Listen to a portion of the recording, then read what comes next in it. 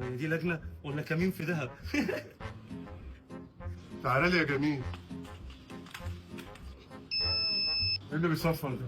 يمكن عشان ودني مصديه. الامتحان لسه بادئ 10 دقايق وهلم الورق. 10 دقايق وانا مأجر عوامه؟ انت بتعمل ايه يا ابني؟ واقف على سؤال. امضيلي هنا وامضيلي هنا وامضيلي هنا. هو ده امتحان امضى؟ اتفضل يا استاذ. راح فين يا ابني؟